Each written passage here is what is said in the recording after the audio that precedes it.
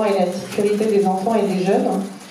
On a travaillé avec, donc je vous disais, l'Organisation mondiale des mouvements scouts qui a créé une politique qui s'appelle la politique à l'abri de la maltraitance. Je la mettrai à disposition si certains sont intéressés. Et ce qui est intéressant dans cette politique, et qui nous montre qu'on a encore pas mal de progrès à faire, c'est que sur cette question de prévenir et réagir aux situations, on a quand même plusieurs acteurs. C'est-à-dire que souvent, on s'attache à ce qui est autour de celle qui est un petit peu en haut, entre les jeunes et les adultes. Mais on se rend compte que cette question de la protection, elle doit se faire aussi entre les jeunes eux-mêmes, parce qu'il y a aussi beaucoup de situations, notamment alors, au sein de Scouts et Guides de France, dans les mouvements de scoutisme, c'est le cas, parce qu'il y a une promiscuité importante entre les jeunes, et du coup on a aussi des cas d'abus sexuels entre jeunes, et du coup ça c'est aussi indispensable de travailler sur cette question-là. Et puis aussi entre adultes du mouvement, alors soit des questions d'agression sexuelle, mais aussi de maltraitance entre adultes, et c'est un sujet qu'on parfois on met un peu de côté, mais on sait que, en tout cas moi j'ai la conviction que si un adulte est mal dans sa mission et reçoit de la maltraitance, il ne va pas être forcément bien traitant avec les jeunes qui l'animent. Et puis on se rend compte aussi qu'il y a plein de situations sur lesquelles il faut travailler dans ce domaine-là. Alors pour en citer, sur l'intégrité physique, la sécurité émotionnelle, la sécurité psychologique, la cybersécurité, puisque les jeunes aujourd'hui sont confrontés à cette question de la cybersexualité. Et là aussi, même si on pense que dans le scoutisme, on peut être totalement déconnecté et plutôt dans la nature, on a des jeunes qui vivent dans une société où cette question-là est ultra présente.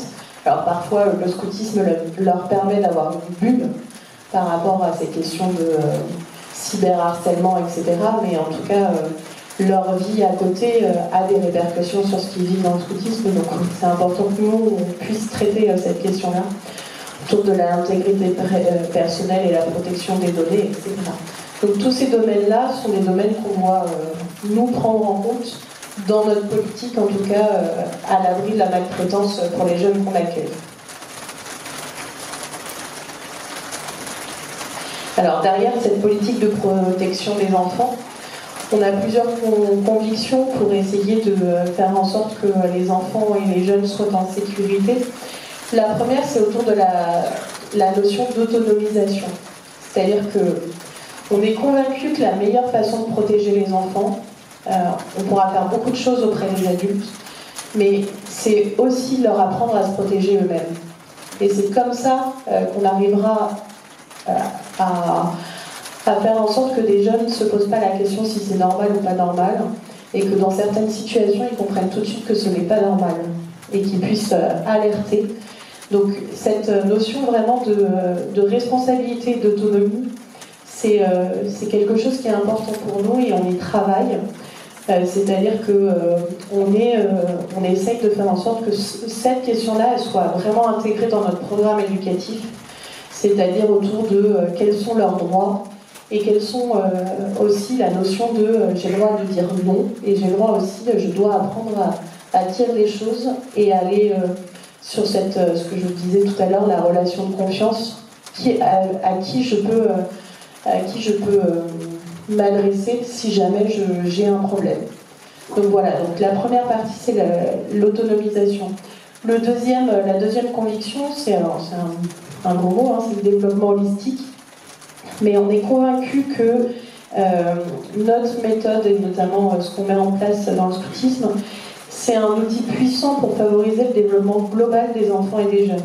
C'est-à-dire qu'on considère qu'il faut qu'on leur apprenne aussi à se respecter et à respecter les autres, justement dans cette question de prévention de la violence et dans la création d'un environnement sûr. Tout à l'heure, on parlait du corps. On a tout un axe de développement qui est autour de justement le rapport au corps, pour apprendre à comment je respecte mon corps, comment je respecte l'autre, c'est quoi l'intimité, parce que parfois ça part de jeux, de découverte du corps de soi et de l'autre, qui petit à petit prennent une ampleur et ont des répercussions qui vont être importantes sur certains jeunes et sur leur développement. Donc c'est aussi cette question voilà, apprendre à se respecter et à respecter les autres, et notamment le corps des autres. Troisième conviction, c'est autour de la prévention et de la réponse. Prévention systématique, donc pour vraiment ouvrir des espaces de parole aux jeunes pour pouvoir parler de cette question-là, et aux adultes qui les entourent.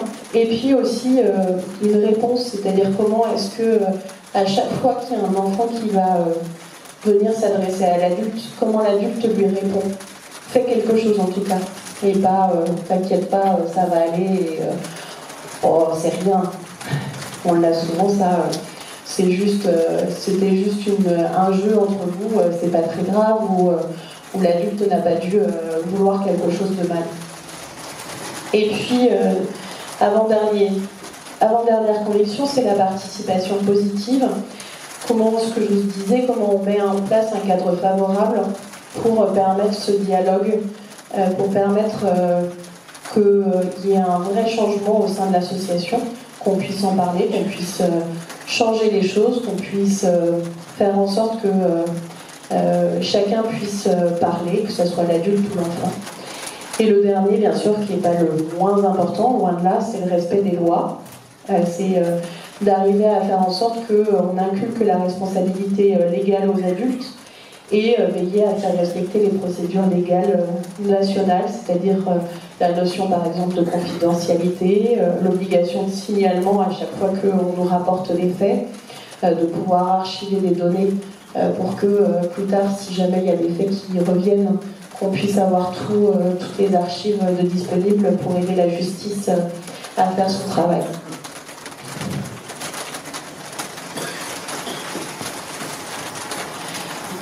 Alors dans les engagements qu'on prend vis-à-vis de ça, il y a forcément tout ce qui est autour de comment on permet aux adultes de faire progresser la justesse de leurs relations éducatives pour justement permettre aux jeunes de grandir harmonieusement. Et puis tout ce qui est autour de repérer, prévenir, dénoncer, lutter contre les situations de maltraitance. Alors pour y parvenir, donc, je vous en ai déjà parlé, mais c'est de permettre un cadre sécurisant pour les enfants et les jeunes, en assurant leur sécurité physique, affective et morale. Et puis, c'est de permettre aussi de faire comprendre que ce cadre sécurisant, il y a rappeler aux responsables qu'il y a un devoir d'accompagnement qui est de 24 heures sur 24, et que ce cadre-là, sécurisant, il est omniprésent. La question d'être non-violent dans les paroles, les actes et le fonctionnement, c'est ce que je vous ai dit tout à l'heure, c'est comment on fait en sorte que la violence ordinaire ne s'installe pas, permettre aussi à chaque jeune de comprendre que certaines situations sont non adaptées, de pouvoir discuter autour de ces questions de non-violence, de leur apprendre aussi à trouver d'autres manières de faire que passer par la violence, et puis entourer les éducateurs pour permettre à ce qu'ils aient d'autres manières de faire face à des situations complexes. Le troisième engagement, c'est d'être lié aux autres intervenants, c'est-à-dire que dans ces situations-là, il ne faut jamais se sentir seul, il faut pouvoir s'appuyer sur d'autres. Et on propose régulièrement des temps de partage, des temps de relecture, des actions éducatives de chaque adulte pour permettre à ce que chacun puisse s'exprimer. Alors ça peut passer soit par des temps de partage de manière informelle, mais on a aussi des outils qui permettent à chacun de dire quelles sont ses difficultés par rapport à la relation éducative qu'ils peuvent avoir avec les jeunes, de pouvoir questionner leurs pratiques ensemble, et puis de pouvoir aussi s'appuyer sur d'autres expertises dans leur environnement. C'est aussi permettre d'avoir un lieu où les jeunes sont bien traitants entre eux, c'est ce que je vous ai dit tout à l'heure, être attentif au bien-être des adultes eux-mêmes et de pouvoir faire en sorte que chacun se sente bien dans sa mission, permettre d'être bienveillant envers eux et donc qu'ils soient bienveillants aussi envers les jeunes. Et puis permettre des espaces d'échange, là cette fois-ci plus pour les jeunes, pour qu'ils puissent s'exprimer sur ce qu'ils ont vécu, ce qu'ils ont ressenti et prendre conscience de ce qui est possible ou n'est pas dans la relation éducative. Alors, pour finir, parce que je crois que c'est à peu près l'heure, je voulais vous parler de quelques outils qu'on a mis en place. Je les mettrai à disposition si vous le souhaitez. Les premières choses, c'est qu'on a mis en place deux sortes de jeux. Alors, c'est vite dit quand c'est des jeux. Quand c'est des jeux éducatifs, des fois, c'est plutôt des outils qui sont là pour le débat. Donc on a un premier outil qui s'appelle Non mais genre, qui est à destination cette fois-ci des jeunes entre eux. Donc l'adulte est là plutôt pour animer le débat. Et en gros, c'est sur pas mal de sujets différents, mais on va avoir par exemple sur les relations affectives, sur les relations amoureuses, sur le corps, etc. Et les jeunes vont avoir à débattre entre eux d'une phrase. Donc par exemple, il y a des phrases comme je sais pas, un adulte me fait des chatouilles sous le t-shirt, ça me gêne, mais comme c'est l'adulte, c'est pas grave. Et en fait, on les fait réagir par rapport à ces phrases-là pour qu'ils puissent aussi entre eux se dire est-ce que c'est normal, est-ce que c'est pas normal, qu'est-ce que j'en pense, qu'est-ce que j'ai pu moi avoir comme expérience.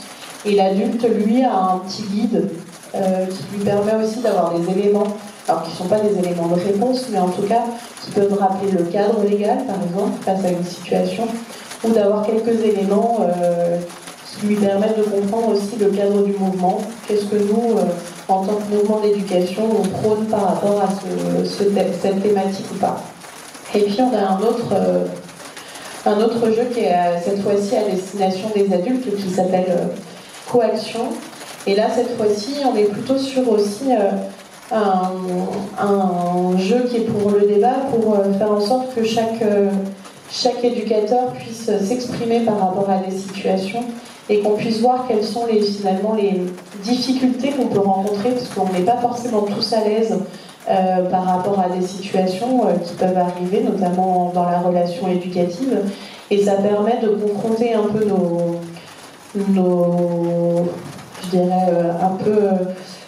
nos convictions éducatives, de voir aussi que tout le monde n'est pas d'accord, et puis aussi de dire, par exemple, face à telle situation, moi je ne serais pas du tout à l'aise à entendre la parole de l'enfant, et du coup, si la situation arrive, de pouvoir se dire qu'il y a un autre adulte dans l'équipe qui pourra être plutôt une meilleure oreille à ce que va dire l'enfant et pouvoir l'orienter.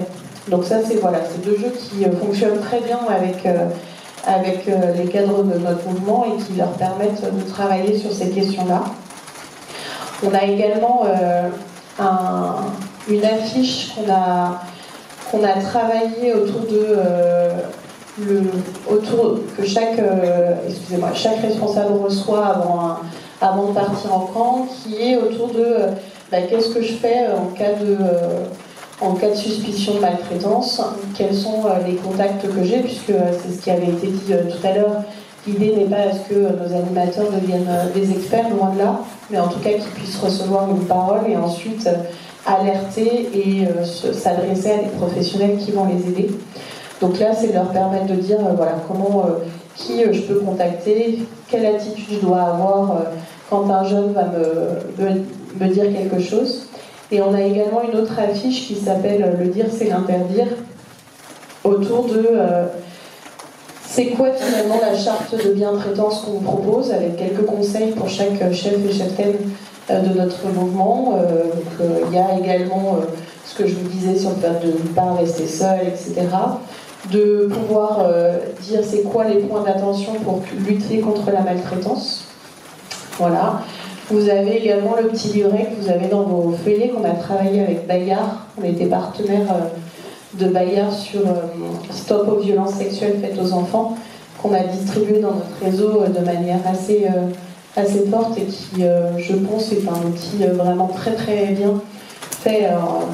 c'est surtout Bayer qui a travaillé dessus, mais qui est très très bien fait pour que les jeunes, pour parler aux jeunes de ces questions-là, puisque c'est fait avec leurs mots, et que c'est pas toujours évident en tant qu'adulte de trouver les bons mots. Voilà. Et puis dans les autres choses qu'on met en place, on a également mis en place un réseau santé, donc qui pourrait être l'équivalent de votre cellule d'écoute, qui permet en fait d'avoir des professionnels qui sont disponibles tout au long de l'année pour répondre aux questions, intervenir si besoin, et surtout de mettre en relation les adultes du mouvement avec d'autres professionnels dans les situations complexes. Voilà, on a aussi une ligne d'urgence qui est toute l'année disponible. Ils ont un numéro à faire et pour pouvoir les mettre après en relation avec l'autre. Voilà, à peu près tout ce que j'avais à dire sur cette question en 31 minutes. Bravo.